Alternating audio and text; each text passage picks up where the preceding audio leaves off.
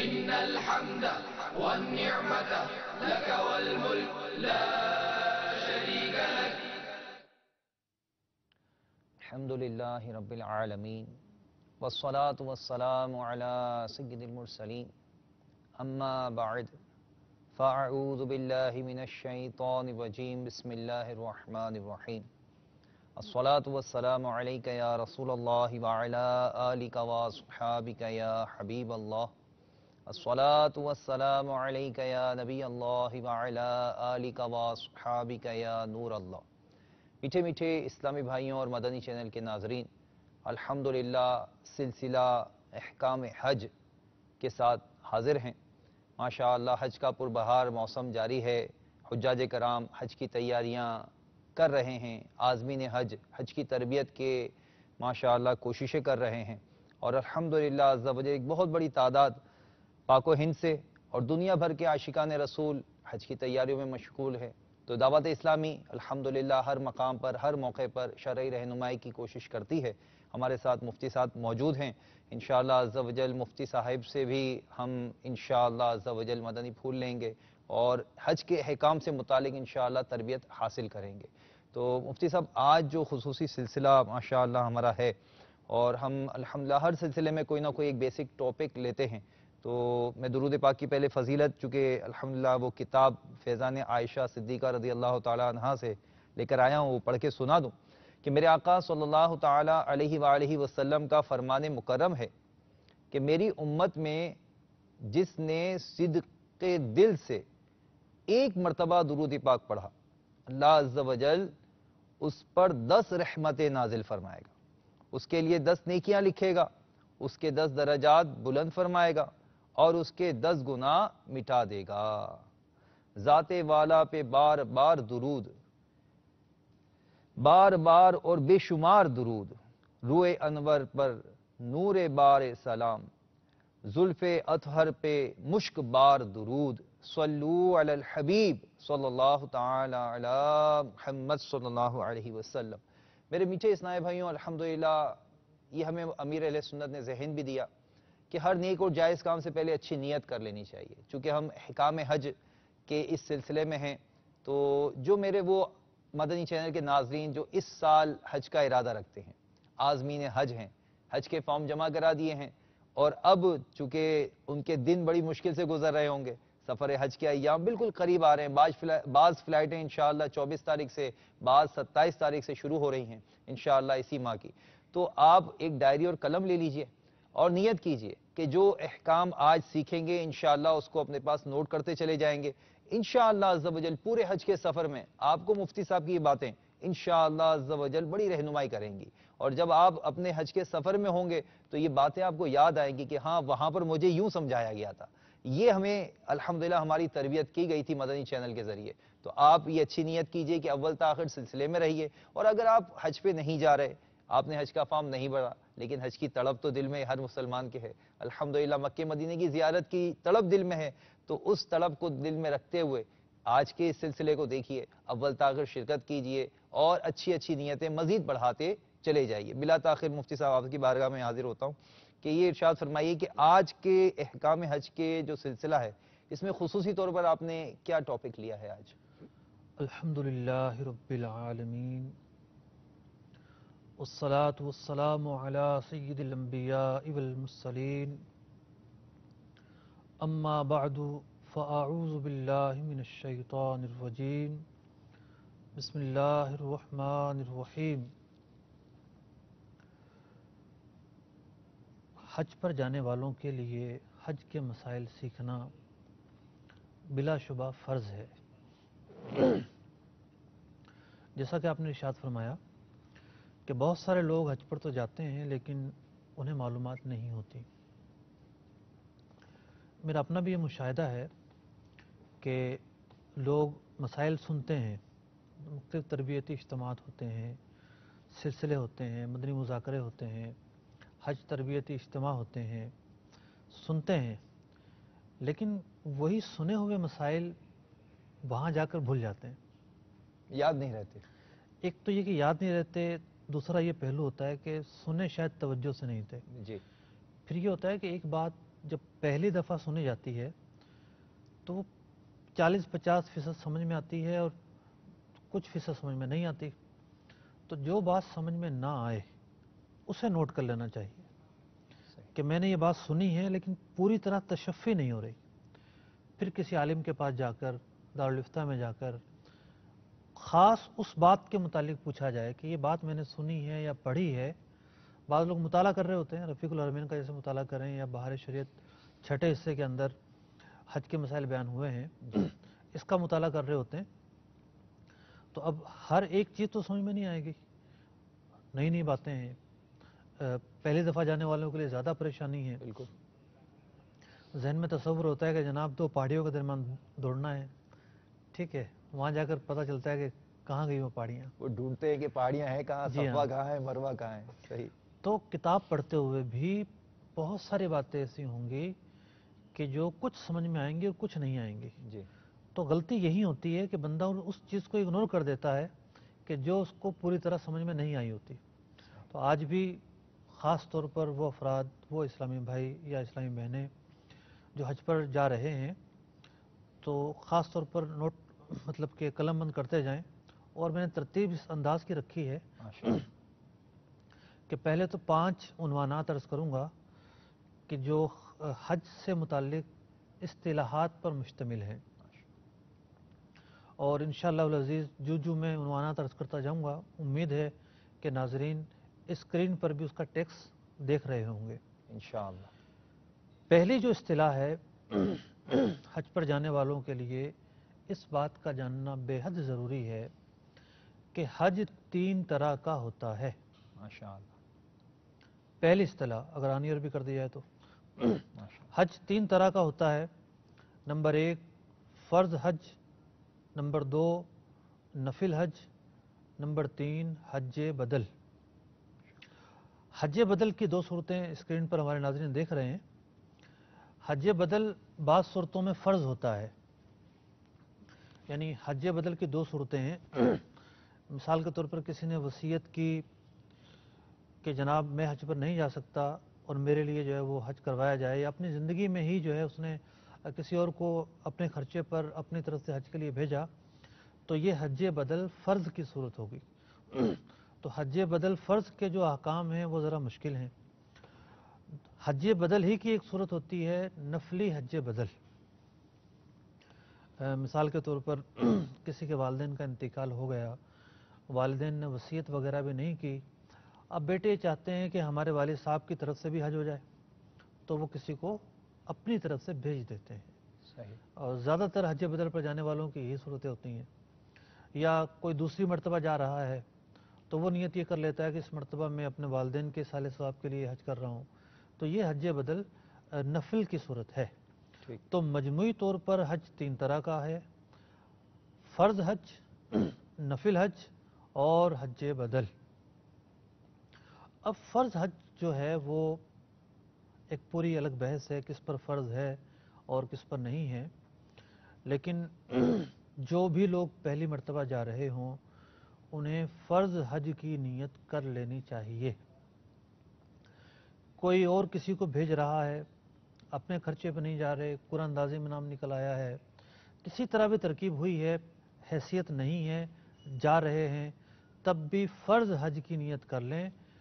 اللہ تبارک و تعالیٰ کے کرم سے فرض حج ہی ادا ہوگا، ماشاءاللہ. اور اس کے بعد مالی طور پر مستحکم ہو گئے، استطاعت پائی گئی، تو ایسا نہیں ہوگا کہ دوبارہ سے ان کو حج کرنا پڑے. یعنی فرض حج ان کا ہو جائے گا، ادا ہو دوبارہ جائے حج فرض نہیں ہوگا. نہیں یعنی وہ ہوگا. جو کر لیا وہ فرض ادا ہو گیا. فرض ادا ہو گیا. الحمدللہ. تو چونکہ نیت سب سے جو ہے وہ اہم چیز ہے اور مقدم چیز ہے، تو جو لوگ حج پر جا رہے ہیں سب سے پہلے تو یہ تعین کرنا ہوگا کہ ہمارا حج ہے کون سا. ہم فرض حج ادا کر رہے ہیں، نفلی حج ادا کر رہے ہیں، حج بدل کے طور پر جا رہے ہیں. اگر حج بدل ہے تو پھر کس قسم کا حج بدل ہے. فرض حج بدل کے الگ مسائل ہیں، اس کے مسائل پھر الگ سے سیکھنا ہوں گے. تو یہ میں نے عرض کیا کہ حج 3 طرح کا ہوتا ہے. یہ ایک اہم اصطلاح تھی جو بیان کی گئی. دوسری اصطلاح یہ ہے کہ حج کرنے کے 3 طریقے ہوتے ہیں. یعنی کہ انسان جو ہے وہ فرض حج بدل کے لیے جا رہا ہو या नफिल के लिए जा रहा हो या नफिल हज के लिए गया या फ़र्द हज के लिए गया, अब हज की अदायगी के हज परफॉर्म करने के 3 तरीके हैं।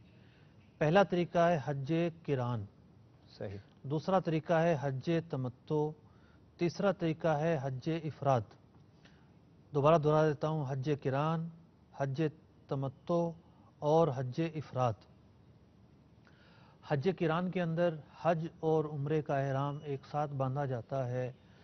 यहाँ से मतलब मिकात के बाहर से जो भी जाएगा वो हज किरान करेगा और उम्रा करने के बाद एहराम नहीं उतारता और मुस्तकिल एहराम की हालत में ही रहता है, और फिर यह है कि वो मिना को रवाना हो जाता है। हज की ये सबसे अफजल सूरत है, इसमें ज़्यादा सवाब है, मुशक्क़त भी ज़्यादा है इसमें। दूसरी सूरत जो हज की है वो है हज तमत्तो। हज तमत्तो के अंदर ये होता है कि उम्रे का एहराम बांधा, यहाँ से उम्रे की नीयत की, वहाँ जाकर मक्कातुल मुकर्रमा में जाकर उम्रा मुकम्मल किया, उम्रा मुकम्मल करने के बाद एहराम खोल दिया और फिर आम लिबास में रहे। यहाँ तक कि आजकल लोग 7 ज़ुल्हिज्जा को बांधते हैं, जी, वरना यह है कि मसनून ये है कि 8 को बांधा जाए। हालात के एतबार से मुकद्दम यानी पहले भी बांधा जा सकता है, उसका भी जवाज़ मौजूद है। हज इफराद ये है कि एक शख्स जो है वो हज ही का एहराम बांधता है और वो ज़्यादा से ज़्यादा ये है कि मक्कातुल मुकर्रमा पहुँचकर तवाफ़ कुदुम कर लेता है, उम्रा इस पर नहीं है। और ये भी जो है वो मुस्तकिल एहराम में ही रहेगा यहाँ तक कि मिना रवाना हो जाएगा। अब ये इस्तिलाह ख़ास तौर पर इसलिए भी बयान की गई है कि जो ज़ायरीन जाना चाहते हैं वो इस बात का फ़ैसला करें कि इन 3 तरीक़ों में से उनका हज किस तरह होगा। उलमा से रहनुमाई ले लें कि भाई मैं जा रहा हूँ, मैं कौन सा हज करूँ, तमत्तो करूँ या किरान करूँ या इफराद करूँ। जो लोग पहले की फ़्लाइटों से जा रहे हैं, जैसे आजकल जो जा रहे हैं, तो इनमें से एक बड़ी तादाद है कि वो शायद मदीना मुनव्वरा जाए, मुमकिन है मक्कातुल मुकर्रमा जाए। जी, तो इस बात को मद्देनज़र रखा जाए कि जो लोग जल्दी जा रहे हैं, हज किरान करना उनके लिए बहुत मुश्किल होगा, हज इफराद करना भी बहुत मुश्किल होगा। सही, जो लोग जल्दी जा रहे हैं 15 दिन पहले, 10 दिन पहले, तो उनकी आसानी इसमें है कि वो हज तमत्तो करें। जो लोग लेट जाएंगे, आखिरी की फ़्लाइटों में जाएंगे, हफ्ता भर पहले जाने वाला भी अगर किरान करता है तो कदर आसानी है, 2 या अगरचे 3 ज़ुल्हिज्जतुल हराम को जी जिनकी जी फ़्लाइट है वो अगर जाएँ तो वो हज किरान की उसके नीयत लिए करे तो आसानी वो होती है आसानी काफ़ी। है। फिर बाज़ हालात के अंदर जो है वो हज इफराद करना जो है वो ज़्यादा आसान होता है। अब यह है कि हमारे जो पाको हिंद से लोग जाते हैं उसमें से अक्सरियत हज तमत्तो करती है, यानी कि उम्रे का एहराम मानती है, वहाँ जाकर जो है वो उम्रा करने के बाद एहराम खोल देती है। अब मसला यहाँ पर यह है कि जब करना हज तमत्तो है और हज तमत्तो के बारे में बयान किया गया कि इसमें पहले उम्रे का एहराम बांधा जाता है, तो रफ़ीकुल हरमैन लें या कोई और किताब जो उलमा अहले सुन्नत की लिखी हुई है वो लें, तो सबसे पहले आपने दुआ में तमत्तो के मुतालिक जो दुआ है वो पढ़नी है, और उसमें लिखा हुआ है कि तमत्तो वाला मिकात से पहले उम्रे की दुआ पढ़ेगा, उम्रे यानी की उम्रे की नीयत नीयत करेगा। है। अब अगर किसी ने हज की नीयत कर ली, ये आपने बड़ा मेन पॉइंट उठाया है कि एयरपोर्ट पे भी ऐसा होता है, चूंकि मजलिस हज उम्रा का वस्ता वहाँ होता है, मकतब कायम होता है, तो वहाँ पर क्या होता है कि एक बहुत बड़ी तादाद आती है कि भाई मैं हज पे जा रहा हूँ, मैं हज पे जा रहा हूँ, तो भाई आपने एहराम कौन सा बांध रहे हैं, मैं हज का एहराम बांधूंगा। तो वहाँ पर अल्हम्दुलिल्लाह मजलिस के इस्लाम में उनकी तरबियत करते हैं, उन्हें समझाते हैं कि आप हज तमत्तो करने जा रहे हैं, आप अभी उम्रे का एहराम बांधें, चूँकि वहाँ हमारा मकतब होता है, उसके अंदर इस्लाम में आते हैं, वहाँ एहराम बांधा जाता है, तो उस वक्त भी अल्हम्दुलिल्लाह उनकी तरबियत की जाती है। लेकिन आपने बिल्कुल सही कहा कि यहाँ शऊर इतना नहीं है कि कौन सा हज करने जा रहा हूँ, यहाँ से एहराम कौन सा बांधना है। माशाअल्लाह, तो क्योंकि मैंने अर्ज़ किया कि पाको हिंद से जाने वाले अक्सरियत जो हैं वो हज तमत्तो ही तमत्तो करते हैं। करते हैं। तमत्तो में पहले उम्रा करना होता है, उम्रे का एहराम बांधना होता है, हज की नीयत नहीं करेंगे, उम्रे की नीयत करेंगे कि मैं जो है उम्रा करने की नीयत करता हूँ, उसके बाद तलबिया पढ़ेंगे। तो ये है हज करने के 3 तरीके, ठीक, हज किरान, तमत्तो और इफरात। अब है हज करने वालों के लिए ज़मीनी हदबंदी 3 तरह की है, यानी जो हज पे जा रहे हैं ख़ास तौर पर, तो ज़मीनी हदबंदी 3 तरह की है। एक पहली जो किस्म है उसका नाम है मीक़ात, दूसरी जो किस्म है उसका नाम है हरम, और तीसरी जो किस्म है उसका नाम है हिल। सही। पहले तो ये समझते हैं कि मीक़ात क्या है। तो मीक़ात के हवाले से भी हमारे पास एक नक्शा बना हुआ मौजूद है, माशाअल्लाह, दिखाएंगे। जिसमें जो है वो 5 मीक़ातें हैं। पांचों मीक़ातें उस नक्शे में बताई गई हैं। अगर ये नक्शा जो है वो यहाँ दिखा दिया जाए, 5 मीक़ात वाला नक्शा। जी हाँ, ये जो नक्शा नज़र आ रहा है, तो मस्जिदुल हराम शरीफ नज़र आ रही है, और मस्जिदुल हराम के करीब ही समंदर नज़र आ रहा है। जी। तो चूँकि जद्दा जो है वो जद्दा और मक्का का जो फासला है वो बहुत कम है। इतना कम है कि जद्दा से जाने वाला अगर मक्का शरीफ जाता है तो कसर नमाज नहीं पढ़ेगा, सही। यानी 92 मुसाफिर किलोमीटर नहीं होता। जी हाँ, 92 किलोमीटर की जो बनती है वो नहीं बनेगी, आबादी टू आबादी देखना होता है। सही। तो मक्का शरीफ के जो सबसे करीब मीक़ात पड़ती है वो है ताइफ की मीक़ात। ठीक। इस तस्वीर के अंदर जो है साइड पर जो है वो ताइफ की मीक़ात है, उससे पीछे जो है वो यलमलम की मीक़ात है, ठीक है। और ताइफ के बराबर में जो है वो ज़ाते इर्क है, इराक़ से आने वाले लोग यहाँ से आते हैं। और उससे थोड़ा और आगे चलते हैं मदीना मुनव्वरा की जानिब, तो आजकल इस मकाम का नाम है राबिग। राबिग एक मीक़ात है, और उसके बाद मदीनातुल मुनव्वरा एक मीक़ात है। तो ये 5 मीक़ातें हैं, यानी इनसे पहले पहले एहराम की नियत नहीं करनी। अब देखिए चारों सिमतों से जो है ना लोग आएंगे, यानी दुनिया के चारों तरफ से जो मस्जिद हराम की जानिब आएंगे, हरम की तरफ आएंगे, तो उनके लिए चारों अतराफ जी में हाँ। ये मिकाते हैं अब 5। देखें जो लोग जो है वो रियाज की जानिब से जाएंगे, जी। वो जो है उनके लिए ज़रूरी होगा कि जो ताइफ की मीक़ात है उससे पहले पहले वो एहराम बांध लें। जी। एक ज़मीनी हदबंदी है ना।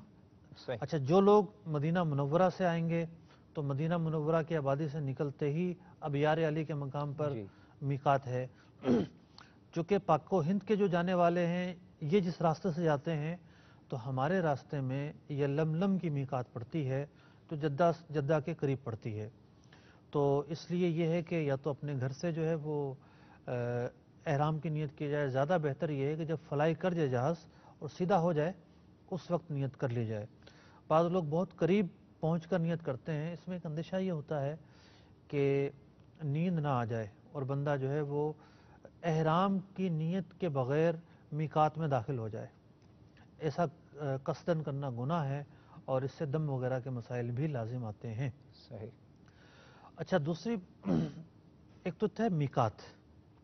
मीक़ात का दायरा तो बहुत वसी है, और मीक़ात का ताल्लुक़ है कि जो मक्कातुल मुकर्रमा बराह रास्त जा रहा है हज करने के लिए, उम्रा करने की नीयत से मक्कातुल मुकर्रमा का कसद कर जा रहा है, जिसका शहर मक्का का कसद है। जी हाँ, जी। तो वो मीक़ात के अंदर हालत एहराम में होकर गुजरेगा, बग़ैर एहराम की नीयत के नहीं गुजर सकता। दूसरी जो जगह है उसका नाम है हिल, यानी मक्कातुल मुकर्रमा जो शहर है ये हरम, माफ़ कीजिएगा, दूसरी जगह है हरम। मक्कातुल मुकर्रमा जो शहर है इसे एक तकद्दुस हासिल है, और ज़मीन का एक बहुत वसी हिस्सा जो है उसे हरम करार दिया गया है, उसके खुसूसी अहकाम हैं। तो हरम की अपनी एक अहमियत है, हज उम्रा के ताल्लुक़ से भी अहमियत है। मिसाल के तौर पर जो हमारे यहाँ के हाजी जब चले जाएंगे मक्कातुल मुकर्रमा, जाके इन्होंने ihram खोल दिया, उम्रा इनका पूरा हो गया। अब जब ये नया उम्रा करना चाहेंगे तो इनके लिए ज़रूरी होगा कि हरम से बाहर निकलें। मिकात के तो अंदर रहें लेकिन हरम से बाहर निकलें। हरम से बाहर निकलेंगे तो ये नए उम्रे का एहराम बांध हरम से सकेंगे। बाहर जाएंगे, वहाँ जाकर ये उम्रे की नियत करेंगे जी। और फिर हरम में वापस आ जाएंगे। ठीक। तो हरम के हवाले से भी हमारे पास एक तस्वीर मौजूद है, तो माशाअल्लाह। उसमें मैं अर्ज़ कर देता हूँ कि हरम की हदूद बंदी क्या है, और हरम जो है उसका जो खित्ता है या उसका जो नक्शा है वो क्या है। माशाअल्लाह। अगर जी हाँ, ये देखिए हरम की हदूद बंदी है। सुभान अल्लाह। देख लें मदनी चैनल के नाजरीन, हरम की हुदूद बंदी भी देख लें आप, जब दाखिल होंगे उस मुबारक सरजमीन पे जो कि हरम कहलाती है। کیا حدود ہیں ان کی؟ ماشاء اللہ. پاک و ہند سے جو لوگ جاتے ہیں وہ جدہ کے راستے سے جاتے ہیں، تو جی. جدہ کے راستے سے تنعیم سے ہوتے ہوئے حرم میں جاتے ہیں. جو یہ لال باؤنڈری کے اندر ہے یہ حرم ہے. صحیح. تو اب دیکھیے اس کے ایک طرف جو ہے وہ حدیبیہ یہ باہر ہے حرم سے. تنعیم کا مقام ہے جسے جہاں مسجد عائشہ واقع ہے رضی اللہ تعالیٰ عنہ، تو یہ جو جگہ ہے یہ بھی حرم سے باہر ہے. اسی طریقے سے میدان عرفات یہ بھی حرم سے باہر ہے. جارانہ کا جو مقام ہے یہ بھی حرم سے باہر ہے.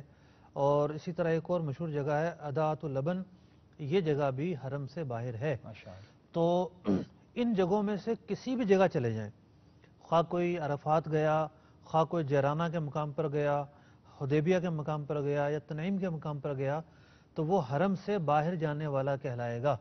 اس کی پوزیشن بھی بدل جائے گی، بس کافی ہے نقشہ. اس کی پوزیشن بھی بدل جائے گی، یعنی حرم میں نیکی کرتا تو 1,00,000 نیکی کا ثواب ملتا، حرم سے باہر گیا تو وہ 1,00,000 نیکی کا ثواب نہیں، اب ایک ہی نیکی کا ثواب ملے گا. مطلب جیسے مسجد عائشہ میں جا کر اگر مثال کے طور پر کسی نے 2 رکعت نفل حرم کے اندر پڑھے اور اب وہ مسجد عائشہ پہنچے اور وہاں جا کے 2 رکعت نفل پڑھے، تو یہاں 2 رکعت نفل پڑھے تو 1 کا 1,00,000 ہے اور وہاں 2 پڑھے تو 2 ہیں. یہ فرق اس میں آ گیا. جی جی. ماشاء اللہ. لیکن یہ کہ احرام کی جب نیت کرنی ہوتی ہے تو 2 رکعت اس وقت پڑھنے جی ہوتے ہیں، جی جی تو وہ مسجد عائشہ میں پڑھ لیں. انشاءاللہ. تو ایک تو ہم نے کہا کہ حج جو کرنے کے لیے جائیں گے، زمینی حدود بندیاں حج کے احکام کے تعلق سے 3 قسم کی ہیں. ٹھیک. پہلی جو قسم ہے حد بندی کی اس کا نام ہے میقات. ٹھیک. جو دوسری قسم ہے اس کا نام ہے حرم. حرم. اب حرم اور میقات کے درمیان کی جو جگہ ہے اس کا نام ہے حل. ٹھیک. تو خاص طور پر جو عرب شریف کے رہنے والے لوگ ہیں، حل کے حوالے سے زیادہ تر مسائل سے وہ دوچار ہوتے ہیں. تو یہ 3 جو اصطلاحات ہیں اس کا جاننا بھی حج پر جانے والے ہر زائر کے لیے ضروری ہے. انشاءاللہ. اس کے بعد اگلی جو اصطلاح ہے وہ یہ ہے کہ حج کرنے کے لیے دنوں کی تقسیم، یعنی جو ڈیز ہیں ان کی تقسیم 2 طرح کی ہے. نمبر 1 اشہر حج، نمبر 2 ایام حج. اگر اسکرین پر نظر آ ہی رہا ہے، ہمیں اسکرین پر اس لیے بھی دکھا رہے ہیں کہ الفاظ بعض اوقات مشکل نظر آتے ہیں اور سننے میں عجیب لگتے ہیں، تو چلو تھوڑا سا سن لیں گے، تھوڑا سا پڑھ لیں گے. پڑھ لیں گے، دیکھنے میں تھوڑی سی سمجھ میں آ جائے گا کہ ایام حج کسے کہا جاتا ہے اور اشہر حج کسے کہا جاتا ہے. ماشاءاللہ. یہ جو 2 اصطلاحات ہیں ان کا سمجھنا اور جاننا اس لیے ضروری ہے کہ جب حج سے متعلق کتابیں پڑھی جاتی ہیں، جیسے رفیق الحرمین پڑھیں گے یا بہار شریعت پڑھیں گے، تو ان اصطلاحات کا استعمال ہوگا. تو اشہر حج، اشہر شہر ان کی جمع ہے، یعنی حج کے مہینے. بھئی حج تو جو ہے وہ 9 ذوالحجہ کو ہوتا ہے، لیکن حج کے مہینوں سے کیا مراد ہے؟ شوال حج کا مہینہ ہے، ذوالحجہ حج کا مہینہ ہے.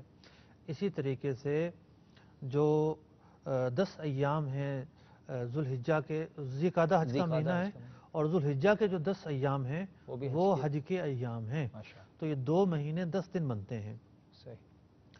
اب جیسا کہ آپ نے فرمایا کہ اپنا ابھی 24 تاریخ سے فلائٹیں جا رہی ہیں، یہ شوال کا مہینہ ہے.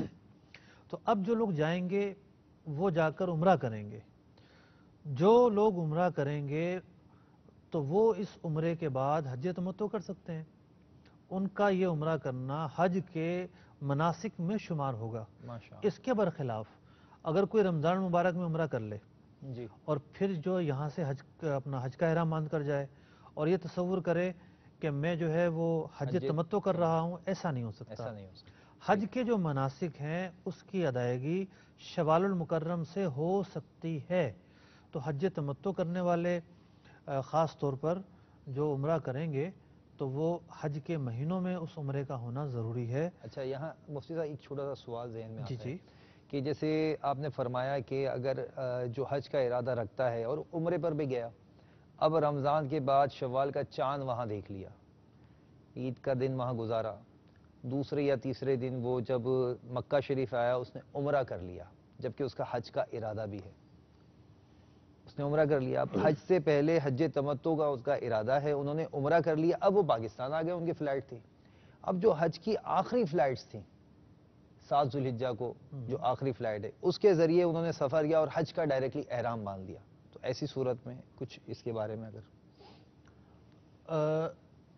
دیکھیں یہ صورت تو ممکن ہے کیونکہ اس نے جو ہے وہ شوال کے مہینے میں شوال کے عمرہ مہینے میں کیا. جو ہے وہ عمرہ کیا ہے, جی جی اور جو میقات سے باہر رہتا ہے تو اس کو اس بات کی اجازت بھی ہے.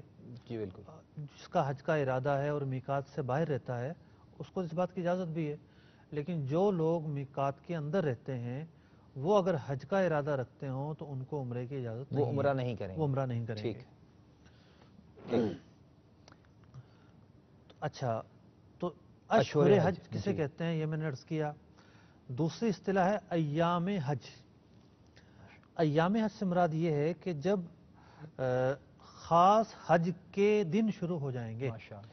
یعنی 8 ذوالحجہ سے یوم ترویہ ہے, لوگ مینا جانا شروع ہو جاتے ہیں 8 9 10 11 12 بلکہ 13واں دن. جی یہ جو ایام ہیں 6 ایام بنتے ہیں, یہ ایام حج کہلاتے ہیں. اس میں خاص جو مناسک حج ہیں وہ انہی ایام میں ادا ہو سکتے ہیں, جیسے وقوف مینا ہوا, اس کے بعد خاص جو حج ہے عرفہ میں ہی ہوگا, اس کے بغیر تو حج ہو ہی جی. نہیں سکتا. پھر رمی ہے, قربانی ہے, طواف زیارت ہے, تو یہ وقوف ان ایام میں مزدلفہ ہوتے ہیں. ہے یہ جب البتہ یہ ہے کہ طواف زیارت اور قربانی وہ 12 تک ہے اس کا ٹائم. 13 جو ہے اس میں یہ ہے کہ رمی ہو سکتی ہے, 13ویں کی رمی, لیکن جو ہے وہ 5 ایام ہی بیان کیے جاتے ہیں عام طور پر. لیکن یعنی چونکہ قربانی اگر کرنی ہے تو 12 ہی تک ہو 12 سکتی ہے, تک کی جائے گی, اور طواف طواف زیارت زیارت بھی 12 تک. تک کیا جی جائے بالکل. گا. البتہ 13ویں کی جو ہے وہ رمی ہو سکتی ہے, ٹھیک. اس کی اپنی تفصیل ہے. تو اشہر حج ایک اصطلاح ہے, اس کا کیا معنی ہے یہ عرض کیا, اور ایام حج ایک اصطلاح ہے, اس کا کیا معنی ہے وہ میں نے عرض کیا. ماشاء اللہ. آخری اصطلاح جو میں بیان کرنے جا رہا ہوں وہ یہ ہے کہ جو مناسک حج ہے وہ 4 جگہوں پر ادا کیے جاتے ہیں. یعنی حج جو ہے وہ کسی ایک جگہ پہ نہیں ہوتا, اس کے مقامات جو ہیں وہ ہر 4 ہیں. ہر جو مناسک میں سے ہر جو رکن ہے یا ہر جو حصہ ہے وہ اپنی جگہ پر جا کر ادا صحیح. کرنا ہوتا ہے. اور حج کے اندر جو مشکلات آتی ہیں اس کا ایک بڑا سبب یہ بھی ہے کہ آپ یوں سمجھیے کہ ابھی جو لوگ جا رہے ہیں, کچھ لوگ مدینہ منورہ چلے جائیں گے, کچھ مکہ آ جائیں گے, مکے جی. والے مدینہ منورہ چلے جائیں گے, تو یہ ڈیوائیڈ ہوتے ہیں. لیکن یہ جو ایام ہے یوم ترویہ سے پورا کا پورا جو حج کا قافلہ ہے دنیا بھر کا وہ ایک ہی جگہ پر ہوگا. 8 تاریخ کو مینا میں ہوگا, 9 کو جو ہے وہ عرفات میں ہوگا, عرفات میں ہوگا. 10 کی رات کو جو ہے وہ مزدلفہ میں ہوگا, 11 12 کو جو ہے پھر مینا میں ہوگا. تو اور باتیں باتوں میں نے وہ 4 مقامات بھی بیان کر دیے. ماشاء اللہ. پہلا جو مقام ہے وہ مکہ المکرمہ ہے, خانہ کعبہ یہاں واقع ہے, ماشاء اللہ. عمرے کی ادائیگی یہیں ہوگی, طواف زیارت یہیں ہوگا. دوسرا جو مقام ہے وہ مینا ہے, مینا مکہ المکرمہ سے بالکل متصل ہے, اور حدود حرم میں بھی ہے. کوئی فاصلہ نہیں ہے, ماشاء اللہ. دیکھنے کو کوئی فاصلہ نہیں ہے. یوں سمجھیے کہ جس طرح جو ہے وہ بلا تشبیہ بلا تمثیل, کیا تشبیہ دی جا سکتی ہے, ایک ایریا بتایا جا رہا ہے کہ جس طرح ہمارا کریم آباد اور لیاقت آباد ملا ہوا ہے تو مکہ المکرمہ سے اس طرح ملا ہوا ہے. لیکن جو شریعت کے احکام ہیں وہ اپنی جگہ پر ہیں. بالکل. شریعت کے احکام کی روح سے مینا ایک مستقل الگ جگہ شمار ہوتی ہے, جی. خاص طور پر قصر وغیرہ کے مسائل کے اندر. ماشاء اللہ. پھر عرفات جو ہے وہ قدر فاصلے پر ہے, اور مزدلفہ جو ہے وہ عرفات اور مینا کے درمیان ہے. تو یہ 4 وہ مقامات ہیں جہاں پر حج کے مناسک کی ادائیگی ہوتی ہے. اور اس بات میں تو کوئی شبہ نہیں ہے کہ جس کے طفیل اللہ رب العزت نے حج کی نعمت عطا فرمائی وہ بارگاہ جو ہے وہ مدینہ منورہ میں ہے. سبحان اللہ. ماشاء اللہ. جو مبارک ساعتیں مدینہ منورہ کی وہ وہیں جا کے گزرتی ہیں. سبحان اللہ. تو مناسک حج ان 4 جگہوں پہ ادا ہوتے ہیں, اور اس کے ساتھ ساتھ زائرین کے لیے یہ حکم ہے کہ وہ حج پر جانے والے بارگاہ رسالت مآب صلی اللہ تعالی علیہ وسلم میں بھی حاضر ہوں اور وہاں جا کر سلام عرض کریں. تو یہ 5 طرح کی میں نے اصطلاحات بیان کی ہیں. ماشاءاللہ بڑے پیارے انداز سے مفتی صاحب آپ نے جو ہے نا وہ اصطلاحات بھی بیان کر دیں، حج کتنی طرح کے ہوتے ہیں وہ بھی بیان کر دیا الحمدللہ۔ لکھنے والوں نے اگر لکھا ہے تو بڑی ہی اہم معلومات آج مفتی صاحب نے ہمیں عطا فرمائی ہیں، اور اس کے اندر الحمدللہ عز و جل حج کے مہینے، حج کے ایام کی تفصیل بھی ہے، پھر ساتھ ساتھ کہ کن مقامات پر حج ہوتا ہے وہ بھی مفتی صاحب نے بڑے پیارے انداز میں ہمیں ارشاد فرمایا۔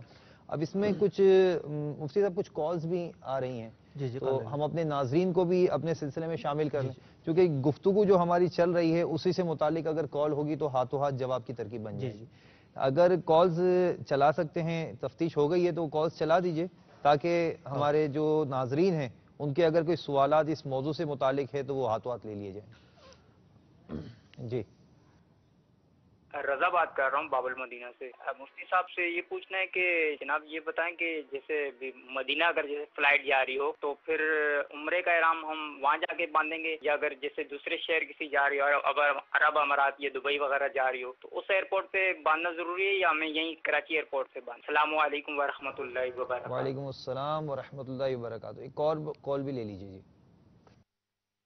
اطاری محمد عمر، لیکچرر حضرت Bahauddin Zakariya university Multan, P H D scholar management sciences.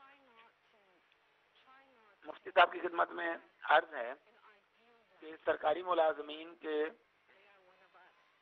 واجبات جو پراویڈنٹ فنڈ، گریچوٹی وغیرہ کی صورت میں جمع ہو رہے ہوتے ہیں، ان پر احکام حج کس طرح لاگو ہوں گے؟ کیونکہ اگر وہ ان پیسوں کو انکیش کروا لیں یا ریٹائرمنٹ لیں، ان پر حج فرض ہو جاتا ہے، تو کیا ایسی صورت میں وہ ریٹائرمنٹ ایج پر ان کے لیے ریٹائرمنٹ لے کر ان پیسوں سے حج کرنا فرض ہوگا، یا جب وہ ریٹائر ہوں، جب وہ پیسے ملیں؟ اور اس حوالے سے نصاب اور قربانی کے احکام بھی ارشاد فرما دیں کہ اگر نصاب پورا ہوتا ہو تو ان پر کیا احکام لاگو ہوں گے؟ السلام علیکم ورحمۃ اللہ وبرکاتہ۔ وعلیکم السلام ورحمۃ اللہ وبرکاتہ۔ جی مفتی صاحب، رضا بھائی کا پہلے یہ سوال تھا کہ بھئی عمرے کا احرام، اب میں مدینے کی فلائٹ ہے تو کیا عمرے کا احرام باندھ کے جاؤں گا، یا میری وایا فلائٹ ہے کسی اور اسٹیشن سے، ڈیسٹینیشن سے جا رہا ہوں میں، تو وایا فلائٹ میں کیا میں یہیں پاکستان سے احرام باندھ کے جاؤں یا اس ایئرپورٹ پہ جا کے احرام باندھوں؟ تو تھوڑی رہنمائی فرما دیں۔ جو پہلا سوال ان کا ہے، پہلے تو اس کا جواب دوں گا میں۔ جب مکۃ المکرمہ جانا ہو تو اسی وقت یعنی تب ہی احرام باندھ کر جائیں گے، اس کے علاوہ احرام نہیں باندھیں گے۔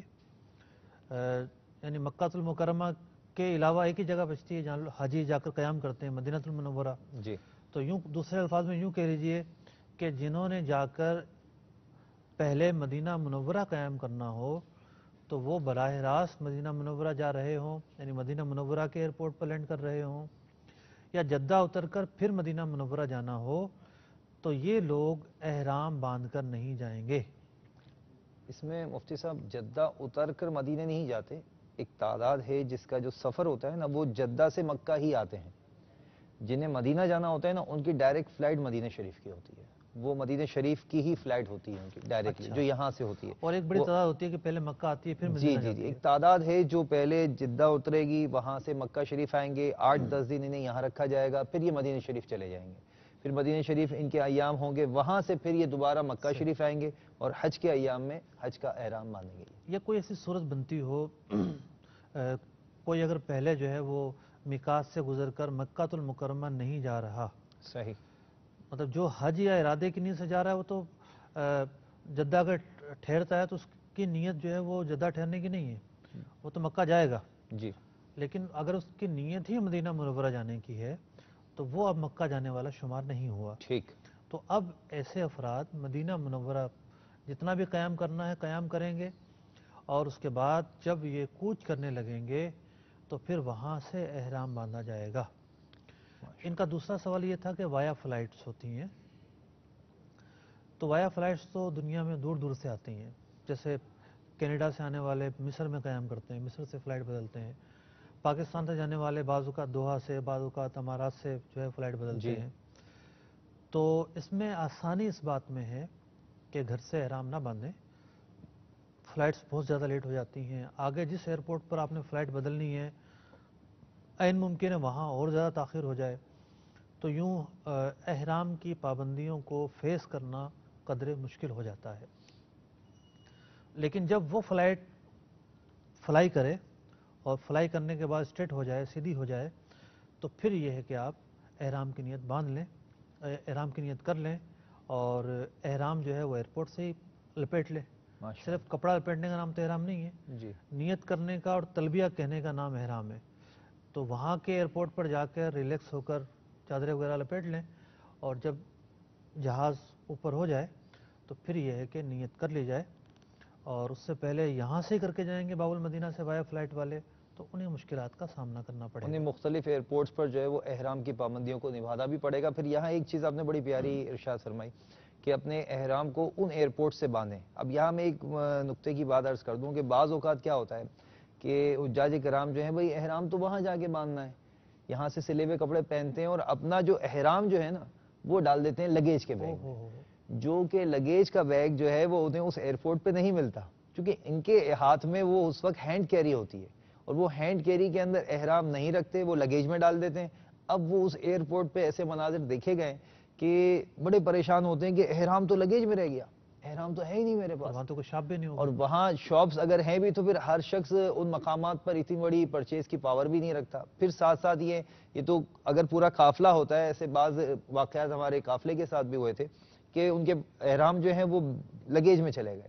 اب وہ کچھ اس طرح بھائی چادریں ایکسٹرا رکھتے ہیں نا، ماشاءاللہ ماحول کی برکت ہے، تربیت ہے کہ کچھ ایک چادر پاپا فرماتے ہیں کہ اپنے ساتھ اضافی رکھی جائے، تو وہ اس طرح اضافی چادریں نکال کر کسی کا احرام مکمل کر دیا جاتا ہے. لیکن یہاں ایک مدنی پھول میں عرض کرنا چاہوں گا اپنے مدنی چینل کے ناظرین، خاص طور پہ وہ عازمین جو اس سال حج پہ جا رہے ہیں، کہ اپنے لگیج میں ایکسٹرا احرام رکھنے کے بجائے اپنے لگیج سے مراد وہ سامان جو آپ کا جمع ہو جاتا ہے اور وہ اب آپ کو آپ کے مین ڈیسٹینیشن جسے کہتے ہیں جدہ ایئرپورٹ پہ ملے گا. تھوڑا سا اگر آسان کر کے، ہاں بہت سارے لوگ وہ ہوتے ہیں حج جی پہ جانے والے جو پہلی مرتبہ فلائٹ بالکل کرتے ہیں، تو لگیج اور کیری ذرا آسان الفاظ جی سمجھا جی دیں تو. جی جی یہ لگیج سے مراد وہ بڑا بیگ جو آپ کا جمع ہو جاتا ہے، اور ہینڈ کیری سے مراد وہ بیگ جو آپ کے ساتھ رہتا ہے، اس کو یوں سمجھ لیجیے. اچھا، ہینڈ کیری کی تو پھر خاص احتیاطیں بھی ہیں کہ جی جی وہ جی چونکہ جہاز میں جاتا ہے جی اور وہاں ہر چیز نہیں جا سکتی، ہر چیز نہیں تو جاتی. اس میں کینچی نہیں رکھ سکتے، اور جو جتنی بھی چیزیں ہیں جی جی احتیاطیں وہ وہاں پائی جاتی ہیں. ٹھیک ہے، وہ آپ کو جو ٹکٹ ملے گی نا اس کے اوپر بھی لکھا ہوتا ہے کہ ہینڈ کیری میں یہ چیزیں الاؤ نہیں ہیں. اس کا وزن بھی ہوتا ہے اس پھر. کا وزن بھی ہوتا ہے، ایک لمیٹیشن ہوتی ہے. تو آپ ایک کام یوں کیجئے کہ اپنا ایک احرام کا سیٹ جو ہے وہ اپنی وہ اٹیچی کیس لے لیں، یا وہ آپ کا سوٹ کیس لے لیں، وہ ہینڈ کیری لے لیں، یا وہ آپ کا وہ بیگ، نارملی لوگ بعض اوقات بیگ بھی لے لیتے ہیں، ہر ایک کے پاس ہینڈ کیری نہیں ہوتی، تو وہ جو ہاتھ میں رکھنے کا چھوٹا سا بیگ ہوتا ہے اس کے اندر اپنا ایک احرام رکھ لیں، تاکہ آپ جس دیگر ایئرپورٹ پر اتریں گے وہاں آپ اپنا احرام باندھنے کی نکالیں گے تو آپ کے ساتھ وہ احرام موجود ہوگا، اپنے ساتھ رکھ لیجئے. اگر آپ کے پاس کوئی بیگ نہیں ہے، آپ نے سارا سامان جمع کروا دیا، آپ ایک شاپنگ بیگ لے لیں، اس میں اپنا احرام ڈال دیں، یہ بھی سب سے آسان ہے.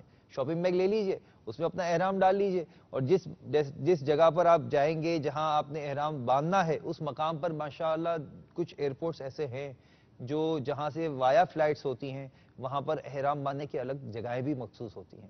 لوگ وہاں جاتے ہیں، جا کر وہاں اپنا احرام باندھتے ہیں. اور الحمدللہ مجلس حج و عمرہ، مجھے ایک سفر یاد ہے کہ جہاں پر بحرین میں ایک مرتبہ جو ہے نا وہ فلائٹ کنیکٹڈ ملی تھی، تو مختلف ملکوں سے جو ہے نا وہ فلائٹس آ رہی تھیں، تو کافی ملکوں سے جب مختلف زبان والے لوگ جمع ہو گئے تو ایک مقام بنا ہوا تھا، وہاں پر احرام باندھنے کا وقت آیا. پہلی مرتبہ جانے والی ایک تعداد ہوتی ہے جو احرام پنی سے بھی نہیں کھولتے، یعنی وہ احرام شاپ سے لے کر آتے ہیں، اپنے بیگ میں ڈال دیتے ہیں، اب وہ جب باندھنا ہوتا ہے جب ہی اسے کھولتے ہیں. اب جب انہوں نے کھولا تو وہ پتہ چلا چادر چھوٹی آ گئی، چادر بہت بڑی آ گئی. وہ تہبند کیسے باندھنی ہے، جو گاؤں دیہات کے لوگ ہوتے ہیں وہ تو تہبند پھر بھی کچھ باندھنا سیکھ جاتے ہیں، لیکن عام جو مطلب آفیشل جسے کہتے ہیں نا شہر میں رہنے والے لوگ، وہ اتنی آسانی سے احرام باندھنا سیکھ نہیں پاتے. ابھی پچھلے دنوں ہم ایک رکن شورا کے ساتھ تھے، وہاں حج تربیت ہو رہی تھی، تو انہوں نے بڑے پیارے انداز سے احرام باندھنے کا طریقہ سکھایا، اور کچھ تربیت کرنے کے بعد جب ان حجاج کرام کو لے کر بیٹھے کہ بھائی میں نے آج جو تربیت کی اس سے متعلق میں چند سوال کروں گا، انہوں نے اسی مقام پر 2-3 سوالات کیا. آپ یقین کریں کہ وہ حاجی جو جانے والے زائرین تھے ان میں سے ایک بہت بڑی تعداد جو ہے جو وہ نہ بتا سکی. وجہ وہی جو آپ نے ابتداً کہی کہ وہ سنتے ہیں لیکن یاد نہیں رہتا، یا پھر اتنی توجہ کے ساتھ نہیں سنتے. تو آج بھی مدنی چینل کے ناظرین جو اس وقت موجود ہیں الحمدللہ احکام حج سلسلے میں شامل ہیں، مفتی صاحب کے مدنی پھول ہم حاصل کر رہے ہیں. اور یہ کال ہماری تھی رضا بھائی کی امید ہے کہ تشفی ہو گئی ہوگی. دوسری کال تھی محمد عمر بھائی کی، اور وہ کہتے ہیں کہ سرکاری ملازم ہیں، واجبات کے حوالے سے، پروویڈنٹ فنڈ کے حوالے سے. ان کا میں جو سوال ہے اس کا سوال تو بڑا طویل کیا انہوں نے. جی جی ظاہر بات اب لیکچرار ہیں تو ذرا تفصیل سے بیان کریں گے، جی لیکن میں اس کا مختصر جواب دیتا ہوں کہ جو پروویڈنٹ فنڈ ہے زکوٰۃ کے معاملے میں اس کا شمار کیا جائے گا، بالکل نصاب کے اندر اس کو داخل کیا جائے گا. قربانی کا معاملہ ہو یا حج کا معاملہ ہو، ان تینوں جگہوں پر چونکہ وہ آدمی کی ملکیت ہوتی ہے ٹھیک. تو بندہ جب اپنا حساب لگائے گا تو اسے شامل کر کے حساب لگائے گا کہ میری مالی استطاعت اتنی ہے، مجھ پر جو ہے وہ نصاب کی مقدار مال موجود ہے، قربانی کے معاملے میں بھی زکوٰۃ کے معاملے میں بھی. تو اس پروویڈنٹ فنڈ کو محسوب کیا جائے گا، شمار کیا جائے گا. دوسرا ان کا سوال یہ تھا کہ اب حج کس طرح کیا جائے، صحیح. کیا ریٹائرمنٹ لی جائے؟ ریٹائرمنٹ لینا ضروری نہیں ہے، اور بھی بندے کے اسباب ہوتے ہیں. اب کسی کے 2-3 لاکھ روپے پروویڈنٹ فنڈ میں ہیں تو اس کے پاس ممکن ہے سونا بھی موجود ہو، ممکن ہے اپنا کوئی اور مال و اسباب موجود ہوں. اب ایسا شخص جو ہے وہ پروویڈنٹ فنڈ نہیں ملتا، سنا ہے کہ ملنے کی صورتیں بھی ہوتی ہیں. اگر واقعی نہیں مل رہا تو قرض لے کر چلا جائے. تو اگر ایسے حج فرض ہو جاتا ہے جی. تو قرض لے کر چلا جائے. یعنی جس پر حج فرض ہو چکا اور اب اس کی رقم نکل نہیں پا رہی فی الحال، تو اس کے لیے لازمی ہے کہ وہ قرض لے کر نہیں، بھی لازمی دیکھیں ان معنی میں ہے، لازمی کی اور تفسیر ہے. جی حج فرض ہونا اور ہے اور اس کی ادائیگی فوری واجب ہو یہ اور ہے. صحیح. ٹھیک. انشاءاللہ امید ہے کہ عمر حج بھائی میں عرض کرتا ہوں، جی جی حج فرض ہو گیا لیکن اب یہ ہے کہ قرض تو لے لے گا لیکن ادا کیسے کرے گا؟ ادا کرنے کی بھی طاقت نہیں ہے، اسباب نہیں ہے. تو یہاں قرض لینا بھی جو ہے وہ ایسی صورت میں قرض لینا نہیں درست نہیں ہے، جبکہ ادا نہیں کر ادا سکتا. نہیں کر سکتا. ٹھیک ہے. مطلب پروویڈنٹ فنڈ کی رقم تو ملتی ہے ریٹائرمنٹ ہونے پر. ریٹائرمنٹ ہوتا ہے آدمی جو ہے وہ 60 سال کی عمر میں ریٹائر ہوتا ہے اور اب اس کی عمر 40 سال ہے، تو 20 سالہ قرض کون دے گا؟ اسے ہر شخص نہیں دے گا قرض، اور اتنی بڑی رقم جو ہے وہ قرض میں نہیں دی جاتی پھر اتنے زندگی کا لمبے بھی عرصے نہیں کے معلوم. لیے. کہنے کا مقصد یہ ہے کہ حج تو فرض ہو جائے گا، لیکن اب فرض ہونے کے بعد بعض صورتیں ایسی ہوتی ہیں کہ جس میں ادائیگی میں تاخیر کی گنجائش رہتی ہے. ٹھیک. تو as per condition, as per case ہر شخص کے جو ہے وہ جدا گانہ احکام ہوں گے. ماشاءاللہ بڑے پیارے انداز سے آپ نے بتایا. پھر بھی مزید اگر آپ تشفی چاہتے ہیں تو دارالفتاء اہل سنت کے نمبر بھی اگر ہمارے ایم سی آر والے چلا دیں تو آپ کو اگر مزید کوئی رہنمائی حاصل کرنی ہو تو آپ کال کیجئے، مزید اپنے معاملے کو اور وضاحت کے ساتھ بیان کر کے انشاءاللہ وہاں سے جواب بھی لے لیجئے. بھئی ہمارے ناظرین جو ہے نا وہ ایکٹیو ہو گئے ہیں، ان کی کالز بھی آنا شروع ہو گئی مفتی صاحب. چلیں ٹھیک ہے، تو کال لے کالز لیں کو پھر شامل میں کر لیتے ہیں. اگلا جی. نقطہ پھر بیان کرتا جی ہوں. انشاءاللہ. جی کال چلائیے. جی میرا مفتی صاحب سے سوال یہ ہے کہ اگر ایک بندہ جیسا کہ وہ حضرت فرما رہے ہیں کہ شاپنگ بیگ میں یا ہینڈ کیری میں اپنا احرام باندھ ساتھ لے جائے، تو وہ اگر جدہ ایئرپورٹ پر اتر کر کے احرام باندھ لیتا ہے تو کیا یہ صحیح ہوگا؟ السلام علیکم ورحمۃ اللہ وعلیکم وبرکاتہ. السلام ورحمۃ اللہ وبرکاتہ. ایک لمحے کے لیے خیال آیا تھا کہ اس طرح کا سوال آ سکتا ہے، تو وہ مطلب یہ سوال کر کے آپ نے جو ہے وہ نہ صرف یہ کہ اپنی تشفی جو ہے وہ کرنا چاہیے، بلکہ بہت سو کا بلکہ مسئلہ ہمارے ہو اوپر جائے. بھی احسان کیا ہے تاکہ ہم مزید وضاحت کر سکیں. ماشاءاللہ. جدہ جو ہے وہ میقات کے اندر ہے، تو میقات جدہ سے قدرے پہلے ہے، تو اگر وہاں جا کر احرام باندھیں گے تو پھر میقات کو بغیر حالت احرام کے کراس کرنا لازم آئے گا. ایسا جائز بھی نہیں ہے اور اس سے دم کے مسائل بھی ہوتے ہیں. تو جدہ کے متعلق یہ باتیں بیان نہیں ہو رہی، یہ باتیں بیان ہو رہی ہیں وہاں کے متعلق کہ جب ایک جہاز کہتا ہے ہم آپ کو بحرین اتار دیں گے اور وہاں سے آپ کو دوسرا جہاز ملے گا، تو جو لوگ جاتے ہیں انہیں اندازہ ہے، اس طرح کی فلائٹیں ہوتی ہیں، وائے فلائٹ بھی کہا جاتا ہے انہیں، تو یہ وہاں کے لیے احتیاط بیان کی ہے کہ جب آپ دوسرے ایئرپورٹ پہ جائیں تو وہاں سے احرام باندھ لیں۔ جدہ جانے والے جدہ جا کر نہیں باندھیں گے، جدہ سے پہلے پہلے باندھیں گے، میقات آنے سے پہلے پہلے باندھیں گے۔ ٹھیک ہے، ماشاء اللہ۔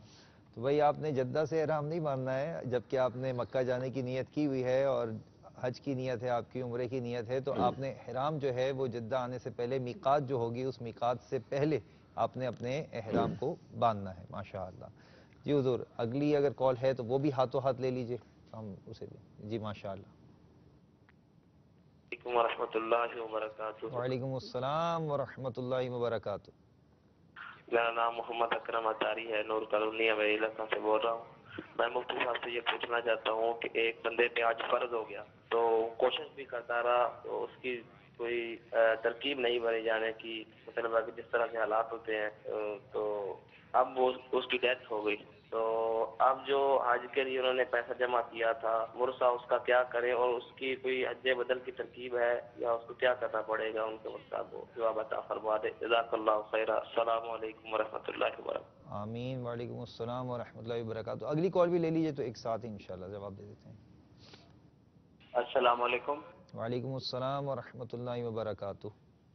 جی میں احمد بات کر رہا ہوں حیدرآباد سے۔ مجھے یہ سوال کرنا ہے کہ احرام میں جو ہے وہ شوز کس طرح کے پہنتے ہیں، کھلے ہوئے یا بند والے؟ بس یہی مجھے ایک سوال کرنا ہے۔ انشاءاللہ آپ کے سوال کا جواب دیتے ہیں، مفتی صاحب سے لیتے ہیں انشاءاللہ۔ جی مفتی صاحب، اکرم بھائی نے فرمایا کہ حج فرض ہو گیا تھا، اسباب یا جو بھی کنڈیشن سی نہیں ہو سکی، اب انتقال ہو گیا، اب کیا کیا جائے؟ حج بدل کرائیں یا وہ ترکے میں تقسیم ہو، کیا ہو؟ تھوڑی اس کی وضاحت۔ دیکھیے یہ جو رقم ہے ترکے میں ہی تقسیم ہوگی۔ ٹھیک۔ وارثین چاہیں اپنی اگر وہ سارے بالغ ہوں یا کچھ نابالغ ہوں تو بالغوں کے حق میں جو حصہ آئے اس سے وہ چاہیں کہ ہمارے والد کی طرف سے حج ہو جائے تو وہ والد کے لیے ایصال ثواب ہوگا۔ ہاں اگر وہ وصیت کر کے جاتے تو پھر یہ ہے کہ تہائی مال کے اندر سے حج کرنا پڑتا اور وہ حج بدل فرض کی صورت بنتی۔ وصیت کر کر نہیں گئے تو یہ رقم ان کی جو ہے وہ ترکے میں شمار ہوگی۔ ٹھیک۔ اور احمد بھائی فرما رہے ہیں کہ حیدرآباد سے انہوں نے کال کی ہمیں کہ احرام میں چپل کیسے ہونے چاہیے، شوز کیسے ہونے چاہیے؟ شوز کیسے ہونے چاہیے؟ ہاں، احرام کے اندر جو ہے وہ چپل ہونی چاہیے، اور چپل جو ہے وہ ایسی ہونی چاہیے جس سے پاؤں کا جو ابھار ہے یہ نہ چھپے، یعنی پنجے کے اوپر جو ابھار ہوتا ہے یہ نہ چھپے۔ تو دو کینچی والے جو چپل ہوتی ہے یہ چونکہ سائیڈ میں چلی جاتی ہے وہ دو پٹیاں، اور ابھار جو ہے وہ نہیں چھپتا۔ اس کے برخلاف اگر جو ہے وہ جس طرح پشاوری سینڈل ہوتی ہیں یا بوٹ ہوتے ہیں یہ پہنے جائیں گے تو وہ پاؤں کا جو پنجہ ہے اس کا ابھار چھپ جائے گا۔ ابھار چھپ جائے گا، اور عام طور سے اس چپل کو ہوائی چپل یا دو ہوائی پٹی کی چپل چپل کہتے ہیں۔ کہتے جی ہیں، تو وہ اگر استعمال کریں گے تو انشاءاللہ عز و جل یہ آپ کے احرام کے لیے صحیح رہے ہم گی۔ ان مسائل کی طرف آ رہے ہیں جی آہستہ آہستہ۔ جی تو اصطلاحات کے بعد جی مفتی صاحب، اب سفر حج کو سلسلہ وار مرحلہ وار لے کر چلتے ہیں۔ انشاءاللہ۔ سب سے پہلا مرحلہ ہے سفر حج کا سفر کی تیاری۔ ماشاءاللہ، حج کی تیاری کر لیں بھائی، جو حج پہ جا رہے ہیں، جو حج کا ارادہ رکھتے ہیں، مفتی صاحب جو ہے نا وہ آپ کو تیاری کروا رہے ہیں، کیسے تیاری کرنی ہے؟ ٹھیک ہے جی مفتی صاحب۔ وطن میں کرنے کے کام، ٹھیک، اگر اس کی بھی امیج ہے تو وہ بھی اسکرین پہ دکھا دیں۔ ماشاءاللہ۔ سفر حج مرحلہ وار وطن میں کرنے کے کام، کہ حج پر جانے سے پہلے آپ کو یہاں رہتے ہوئے کیا کچھ کرنا چاہیے۔ نمبر 1، ان مسائل سے آگاہی حاصل کریں جن کا تعلق مناسک حج سے ہے، مناسک حج کی ادائیگی جس کے ذریعے درست ہو سکے۔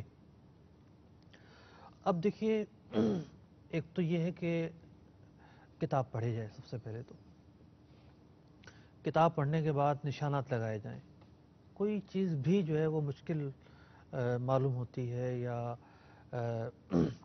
پڑھنے میں تلفظ نہیں آ رہا یا مسئلہ سمجھ میں نہیں آ رہا، تو اب ہونا یہ چاہیے کہ ہر جو ہے وہ مسجد کے میں امام ہوتا ہے، اور ہر امام تو خیر عالم نہیں ہوتا، لیکن بہت سارے مسجد کے ائمہ عالم ہوتے ہیں اور معلومات رکھتے ہیں، کتاب کی وضاحت کر سکتے ہیں۔ تو اس طرح کی جو باتیں ہیں درجنوں قسم کی، یہ ان سے پوچھ لی جائیں۔ پھر کوئی اور بات مشکل ہو اور وہ کہیں کہ یا یہ تو مشکل ہے تو دارالفتہ سے آپ پوچھو، تو پھر ان مسائل کو دارالفتہ سے پوچھ لیا جائے۔ پھر جو حج تربیتی اجتماعات کی نشستیں ہوتی رہی ہیں سابقہ ادوار کے اندر، ان کی سیڑھیاں موجود ہیں، انہیں جو ہے وہ دیکھا جائے۔ بحر شریعت ہے چھٹا حصہ، رفیق الحرمین ہے، تو ان کا مطالعہ کیا جائے، اور ہمارے سلسلہ چل رہا ہے اس کو سنا جائے۔ تو جو بھی ممکنہ ذرائع ہیں، عام طور پر یہ ہوتا ہے کہ رسمی طور پر 1 2 3 دن کی نشست میں آتے ہیں، 3 دن سے زیادہ نشست تو پورے پاکستان میں کہیں ہوتی ہو سنا نہیں آج تک۔ اور 3 دن بھی جو ہے نا وہ یوں سمجھیں مخصوص کہ ٹائم ایک ہوتے ہیں، ایک 1.5 گھنٹے کی ہوتی ہے، بالکل بس۔ ایسے ہی ہوتا ہے۔ جی تو اس میں آتے ہیں اور آ کے یہ سمجھ لیتے ہیں کہ ہم نے جو ہے حج کے مسائل سیکھ لیے ہیں۔ دیکھیں وہاں بہت اللہ تبارک و تعالیٰ کی نعمتیں حاصل ہوتی ہیں، برکتیں حاصل ہوتی ہیں، روحانیت حاصل ہوتی ہے، لیکن جب بندہ وہاں جا کر غلطی کرتا ہے نا، تو پھر اس کی غلطی بہت ساری نعمتوں میں رکاوٹ بن سکتی ہے۔ تو اس لیے حج پر جانا ہے اور سیکھ کر جانا ہے مسائل کو، اور وہاں جا کر غلطیاں نہیں کرنی۔ اب پتہ چلے کہ وہاں جا کر عمرہ ہی نہیں ہوا، یا اس پر جو ہے وہ دم پہ دم لازم آ رہے ہیں، یہ گناہ گار ٹھہر رہا ہے وہاں پر جا کر۔ اب حرم میں 1 گناہ 1 لاکھ گناہ کے برابر ہے، تو جب اس سے بچنا ممکن ہے علم حاصل کر کے، تو بچنا اس پر فرض ہوگا۔ تو پہلی بات تو اس میں یہ تھی کہ مسائل حج سیکھے جائیں۔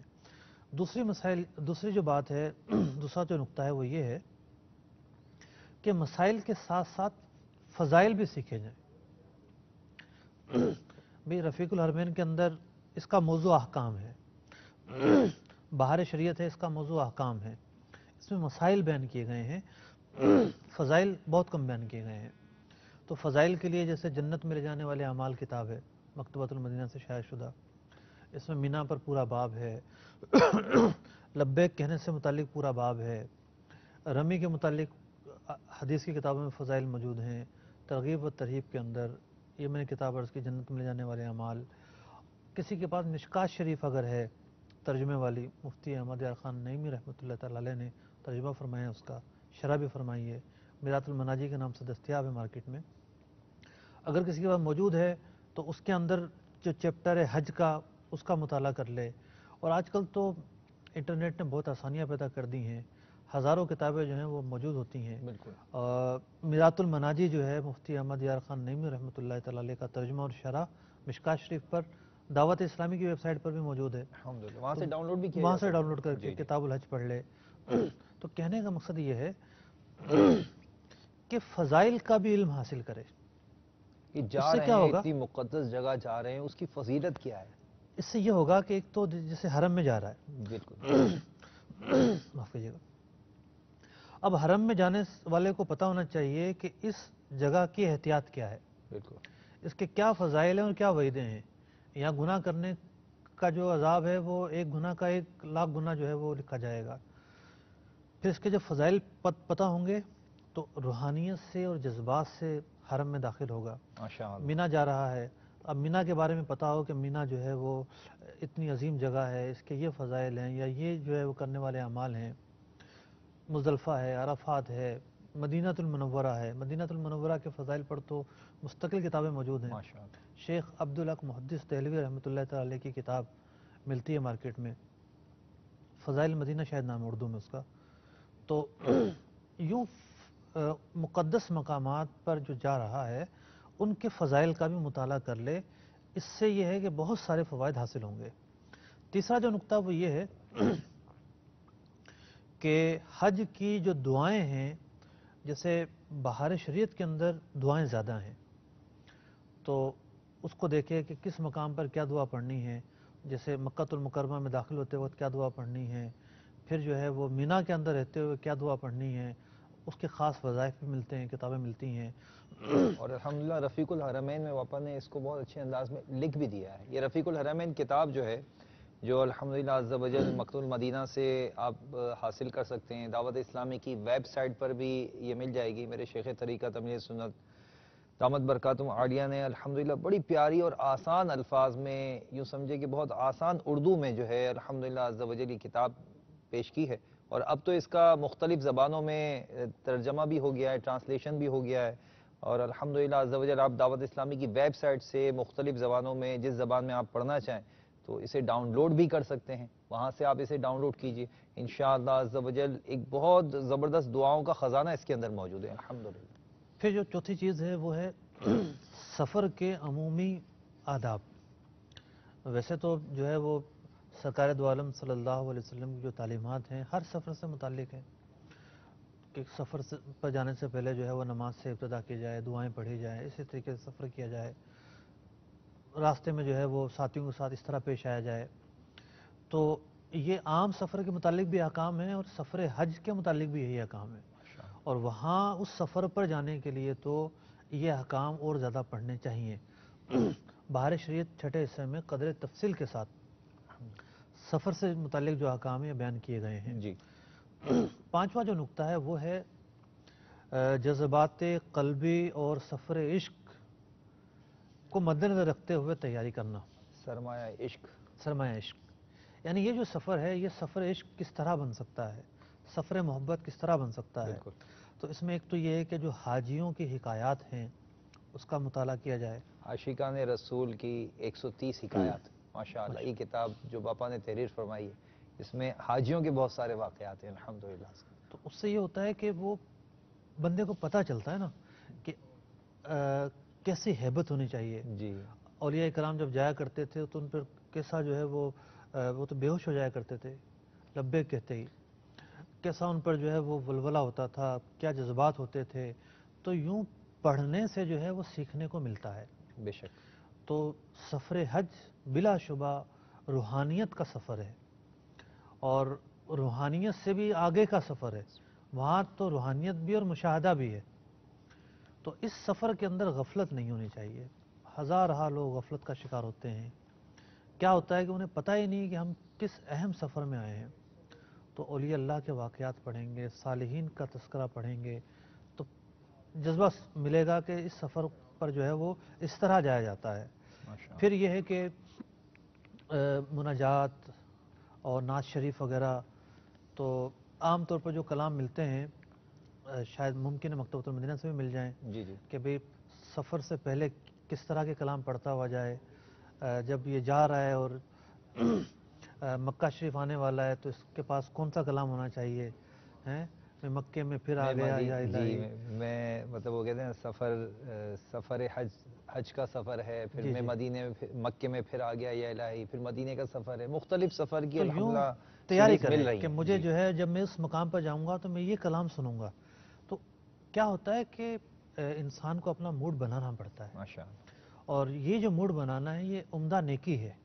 یہ کوئی دکھاوے کے لیے تھوڑی بنا رہے ہیں بلکہ آپ اپنے جو خیالات بڑھانے کی کوشش کر رہے ہیں، جو خیالات منتشر ہیں جی جی جی یہاں اور وہاں ہیں، وہ خیالات کھوئے ہوئے ہیں نظارہ دیکھنے میں، ان کو یکسوئی کی طرف لا رہے ہیں اور جو مقصود ہے اس کی طرف آپ لے کر جا رہے ہیں. اور پھر جو کلام علماء کے کلام ہیں، بڑے بڑے شعراء کے کلام ہیں، بہت عمدہ تخیلات ہیں. تو اس سے بندے کو جذبہ ملتا ہے، عشق ملتا ہے اور بندہ جو ہے وہ ادب کے دائرے میں رہ کر اپنے سفر کو جو ہے وہ لے کر چلتا ہے. تو سفر حج کی جو روحانی جو پہلو ہیں اس کی بھی تیاری کی جائے. ماشاءاللہ. چھٹا جو نقطہ ہے وہ ہے زاد راہ کی تیاری. چھٹا کیا فرمائیں مفتی صاحب؟ زاد راہ کی تیاری. زاد راہ. تو اس عنوان کا یہ آخری نقطہ ہے. تو اب زاد راہ کی تیاری ایک پورا جو ہے وہ سبجیکٹ ہے اور وہ سبجیکٹ مجھ سے زیادہ آپ بہتر بیان کر سکتے ہیں کہ کس طرح تیاری کرنی چاہیے، کیا رکھنا چاہیے، کیا نہیں رکھنا چاہیے. تو میں یہ آپ کی طرف ہی ریفر کر رہا ہوں.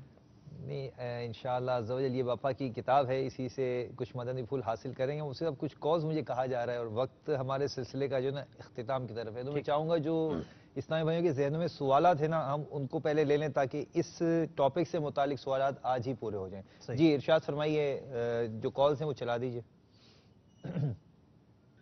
السلام علیکم ورحمۃ اللہ وبرکاتہ. وعلیکم السلام ورحمۃ اللہ وبرکاتہ.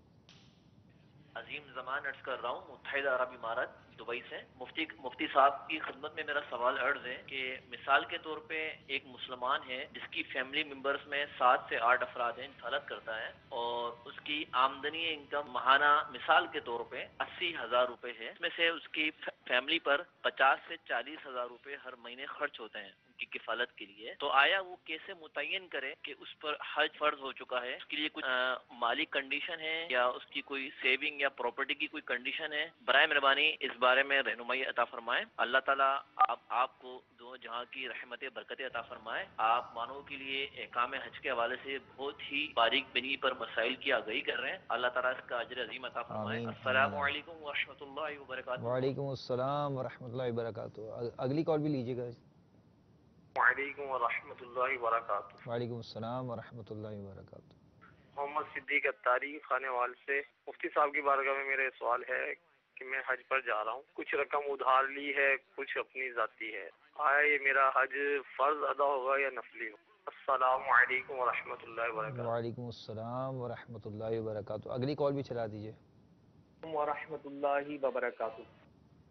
وعلیکم السلام ورحمۃ اللہ وبرکاتہ. جی مفتی صاحب، میرا نام محمد زبیر اتاری ہے اور میں زمزم نگر حیدرآباد سے آپ کی بارگاہ میں عرض کر رہا ہوں. میرا آپ سے سوال یہ ہے کہ بہت سارے آدمی حج کی روانگی کے لیے جاتے ہیں اور جو حکومت کی طرف سے جاتے ہیں یا کوئی پرائیویٹ جاتے ہیں، ان کی الگ الگ تاریخیں اور الگ الگ فلائٹ کا شیڈول ہوتا ہے. انہیں آدمین حج کے اندر اسلامی بہنیں بھی ہوتی ہیں اور مختلف اسلامی بہنوں کی مختلف شیڈول کے مطابق آدمین حج کے لیے روانہ ہوتی ہیں، جن کی اکثر فلائٹ جو ہے وہ مکہ مکرمہ کی ہوتی ہے. تو آپ کی بارگاہ میں سوال یہ ہے کہ اگر ان دنوں کے اندر اسلامی بہنوں میں مخصوص ایام کے دن آ جائیں یا جیسے ہی فلائٹ آئی، شیڈول آیا اور شیڈول آنے کے بعد اس کی انہی دنوں کے اندر جس دن روانگی ہے یا اس سے 1-2 دن پہلے مخصوص ایام شروع ہو جائیں، تو ایسی صورت کے اندر اسلامی بہنوں کو کیا کرنا چاہیے؟ کیا وہ عمرے کا احرام باندھیں گی؟ کیا کریں گی؟ اس کے بارے میں وضاحت فرما دیجیے. دوسری آپ کی بارگاہ میں عرض یہ ہے کہ مینا، مزدلفہ اور عرفات یہ مکہ مکرمہ سے الگ ہیں.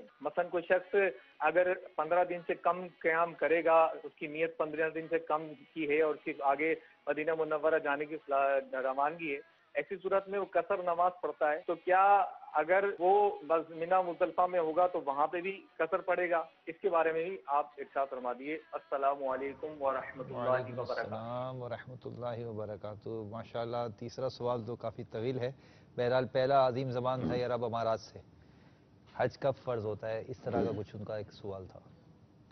دیکھیں، ایک شخص جو ہے وہ انہوں نے عرض کیا کہ بیان کیا کہ 80,000 روپے مثلاً اس کی سیلری ہے، 80 کے بجائے 1,80,000 ہو، لیکن وہ آئی اور ختم ہو گئی، آئی اور گھر کے اخراجات میں ختم ہو گئی، تو جمع نہیں ہو پا رہی. صحیح.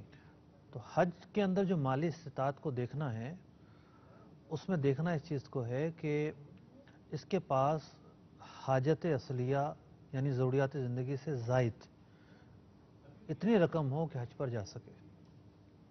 کاروبار کرتا ہے اگر یہ، تو مال تجارت وہ بھی تو جو ہے وہ زائد شمار ہوتا ہے. تو اتنا مال کم از کم رہ جائے کہ جس سے واپس آ کے کام شروع کر سکے کافی ہے. اس سے زائد جتنا بھی مال ہوگا وہ سب جو ہے وہ بیچ کر حج پر جائے. تو سیلری والے کے لیے تو یہ ہے کہ اس کی جو ہے وہ جمع پونجی دیکھی جائے گی، زیورات وغیرہ اگر ہیں، سونا اگر پاس ہے تو اسے بھی دیکھا جائے گا، اور جس گھر میں رہتا ہے وہ کتنا ہی مہنگا ہے تو پھر یہ ضروری نہیں ہے کہ اس کو بیچ کر جائے. گھر گاڑی وغیرہ اس کا بیچنا ضروری نہیں ہوگا. ٹھیک ہے. صدیق اتاری بھائی، رقم ادھار لی ہے، کچھ اپنی رقم ہے، تو کیا حج فرض ادا کرے گا؟ کیا رقم ادھار لے کر جائے یا جو ہے وہ 1 روپیہ بھی اس کا خرچ نہ ہو رہا ہو، مثلا قرآن اندازی میں نام نہیں کرایا یا کسی بھی طریقے سے جا رہا ہے، والد صاحب عام طور پر بیچتے ہیں جی اولاد کو اپنے پیسوں سے، کوئی اور رشتہ داروں میں سے بھیج دیتا ہے، تو پہلی مرتبہ جانے والا فرض حج کی ہی نیت کرے، ماشاءاللہ اس کا فرض حج ادا ہو جائے گا. اور یہ بھی عرض کرتا چلوں کہ اگر فقیر نے مطلق حج کی نیت کی، یعنی جس پر حج فرض نہیں تھا، اس نے صرف یہ کہا کہ بھئی میں حج کرنے جا رہا ہوں، نہ فرض کا تصور لایا نیت کے وقت، نہ نفل کا لایا، صرف حج کی نیت کر لی. حج کی نیت ہے، ٹھیک ہے. اس کا بھی فرض حج ادا ہو جائے گا. ماشاء اللہ ماشاء اللہ. ہاں اگر کسی نے بطور خاص نفل حج کی نیت کی ہے تو پھر یہ ہے کہ اس کا نفل ہی ادا ہوگا. اس میں ایک سوال مفتی صاحب اسی سے متعلق یہ تھا کہ اگر کسی شخص نے حج بدل کے لیے کسی کو رقم دی کہ میرے والد کا حج بدل آپ نے کرنا ہے جو کہ فرض کی صورت میں ہے، تو اب وہ اپنے حج کی نیت تو نہیں کر سکے گا؟ نہیں، اب نہیں کرے گا. اب وہ حج بدل جس کا کرنے جا رہا ہے اسی کی طرف سے حج کی نیت کرے اس کی طرف سے حج کی نیت کرے گا. اور اس میں علماء نے تو یہی بیان کیا ہے کہ زیادہ بہتر یہ ہے کہ جو حج کر چکا ہے اسے بھیجا جائے. ٹھیک ہے. تاکہ ایک تو وہ ارکان وغیرہ بھی بہتر ادا کر پائے گا، اور بہرحال جو پہلی مرتبہ بھی اگر کسی کو بھیجا ہے تو وہ اپنی نیت نہیں کرے گا. اپنی نیت نہیں کرے گا تو اس کا حج ادا نہیں ہوگا جس کی طرف سے جا رہا ہے. اگر فرض کی صورت ہے تو ٹھیک ہے. اگر نفلی حج بدل کی صورت ہے تو نفلی حج بدل کی صورت میں سے اختیار ہے، اس کی نیت کرے یا اپنی نیت کرے. اپنی نیت کرنا زیادہ بہتر ہے کیونکہ یہ نیت کرے گا فرض بھی ادا ہو جائے گا اور ان کو ایصال ثواب بھی کر دے گا. یہ اصل میں ایصال ثواب ہے. ٹھیک ہے ٹھیک ہے. تیسرے جو اسلامی بھائی ہیں ان کا سوال بھی تفصیل ہے. فرض ادا ہو جائے گا یہ ایک الگ صورت ہے، یہ ایک الگ صورت ہے. فرض کی نیت کرے گا تو ادا ہوگا، ٹھیک، مالکان نے بھی اجازت دی ہوگی. لیکن اگر یہ مثال کے پہلے حج کر چکا ہے، اب یہ اپنی نیت کر رہا ہے تو اب اس کا یہ نفلی حج ہے. ٹھیک. انشاءاللہ یہ تیسرے جو اسلامی بھائی زمزم نگر کے، تو میٹھے اسلامی بھائی چونکہ ہمارے سلسلے کا وقت اختتام ہو چکا ہے، آپ کے سوال کا جواب انشاءاللہ عز و جل میں ایک جملے میں دے دیتا ہوں. جی چلیں. مخصوص ایام ہوں یا کچھ بھی ہو، عورتیں حالت احرام میں ہی جائیں گی. لازمی ان کے لیے کہ احرام کی نیت کے ساتھ وہ میقات میں داخل ہوں، پھر وہاں جا کر انتظار کیا جائے گا. ماشاءاللہ ماشاءاللہ عز و جل. بڑے پیارے انداز سے وضاحت بھی کر دی، اور باپا کی کتاب رفیق الحرمین میں بھی اس کی تفصیل لکھی ہوئی ہے. کچھ ہمارے اسلامی بھائیوں کی مجھے بتایا جا رہا ہے کہ کالز ہیں وہ رہ گئی ہیں، ہم کوشش کریں گے اگلے سلسلے میں شامل کریں. اور آپ اپنے مزید مسائل پڑھ بھی لیجئے رفیق الحرمین سے. کوئی بات سمجھ میں نہ آئے تو مفتی صاحب نے بڑے پیارے انداز سے فرمایا کہ اس پہ نشان لگائیے. تو نشان لگانے میں باپا کا ایک انداز میں نے دیکھا ہے کہ وہ ہائی لائٹر آتا ہے، جس کو جو ہے نا اس مقام پر ہلکا سا پھیر دیا جائے تو یاد رہتا ہے کہ اس سے متعلق مجھے سوال کرنا ہے. تو وہ بھی ایک اچھا انداز ہے باپا کا. وہ آپ اگر ہائی لائٹر لے لیں اور جو سمجھ میں نہ آئے اسے ہائی لائٹ کر لیں تاکہ اس سے متعلق آپ رہنمائی حاصل کریں. انشاءاللہ عز و جل اگلے منگل کو پھر انشاءاللہ 9:30 بجے ہمارا یہ سلسلہ ہوگا احکام حج. لیکن آپ کو ایک اور دعوت بھی دینی ہے، چونکہ اس منگل سے پہلے اتوار آ رہی ہے اور وہ ہے 24 اگست. انشاءاللہ فیضان مدینہ میں 24 اگست کو حج تربیتی اجتماع کا بھی الحمدللہ انعقاد کیا گیا ہے، جس میں خاص طور پہ میں دعوت دوں گا کہ جو ہمارے اس سال عازمین حج پر جا رہے ہیں، آپ فیضان مدینہ آ جائیے. اور انشاءاللہ یہاں ان کی تربیت ہوگی. ظہر کی نماز 1:20 پر ہے، یہاں تشریف لے آئیے. انشاءاللہ یہاں پر آپ کی تربیت کے سلسلے ہوں گے. اور انشاءاللہ عز و جل امید ہے کہ چونکہ یہ ظہر سے عصر تک تو لائیو پورا مدنی چینل پر بھی اسلامی بہنوں کے لیے انشاءاللہ عز و جل ترکیب ہے کہ وہ اپنے گھروں میں بیٹھ کر اسے لائیو دیکھ سکتی ہیں. لیکن جو یہاں موجود ہوں گے تو امید ہے ہم انشاءاللہ مفتی صاحب سے انشاءاللہ عز و جل کچھ وقت لیں گے، اور انشاءاللہ عز و جل جو کہتے ہیں نا آف ایئر سوال جواب کا سلسلہ ہوگا تو ممکن ہے وہ بھی کوئی ترکیب بن جائے. تو 9:15 بجے اگلی منگل کو مجھے بتایا جا رہا ہے کہ 9:15 بجے اگلی منگل کو یہ سلسلہ ہوگا. تو تمام اسلامی بھائی کوشش کریں پہلے سے ڈائری قلم اور اپنی رفیق الحرمین وغیرہ ساتھ رکھیں تاکہ آپ کے ذہن میں جو سوالات ہوں یہ نوٹ کرتے چلے جائیں. انشاءاللہ اس کی بڑی سلسلے کی برکتیں ہیں. کافی لوگوں کے الحمدللہ عز و جل مسائل بھی حل ہوتے ہیں، اور مفتی صاحب کی برکتیں ہیں کہ ہمیں کچھ وقت دے رہے ہیں اور الحمدللہ ہم احکام حج سیکھ رہے ہیں. میں آپ کو ایک بات کہوں گا کہ آپ اتنے مبارک سفر پر جا رہے ہیں، کچھ تیاری کر لیجئے، کچھ سیکھ لیجئے تاکہ آپ کا سفر جو ہے یہ باذوق سفر رہے، عشق والا سفر رہے اور برکتوں والا سفر آپ کو نصیب ہو جائے. اللہ تعالی ہمیں آپ کو بار بار حج کی سعادت نصیب فرمائے. آمین بجاہ النبی الامین صلی اللہ تعالی علیہ وسلم. صلو علی الحبیب صلی اللہ تعالی علی محمد صلی اللہ علیہ وسلم. لبيك اللهم لبيك لبيك لا شريك لك لبيك إن الحمد والنعمة لك والملك لا